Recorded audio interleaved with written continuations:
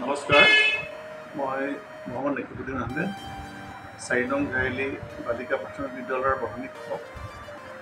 আমাৰ বিদ্যালয়ৰ 4ৰ্থমান শ্ৰেণীৰ ছাত্ৰী শ্ৰীমতী ধৰিত্ৰী দাস। আমি গম পাইছোঁ তেখেতে নিজৰ প্ৰতিভাৰ বলত অসম ফক ডেন্স প্ৰতিযোগিতাৰ 18 ৰাউণ্ডৰ দেৱানা পাৰ হৈ 2য় ৰাউণ্ডত উপনীত হৈছে। আমি ছাত্ৰীগৰাকীৰ এই মহান ক্ষণত বিদ্যালয়ৰ তৰফৰ পৰা আমি আন্তৰিক ধন্যবাদ আৰু কৃতজ্ঞতা জ্ঞাপন কৰিছোঁ আৰু গৌৰৱ অনুভৱ কৰিছোঁ যে ছাত্ৰীগৰাকীয়ে পঢ়াৰ লগতে তেখেতৰ যি সাংস্কৃতিক দিশ বা অন্যান্য প্ৰতিভাসমূহ বিকশিত কৰাত আগুৱাই গৈছে।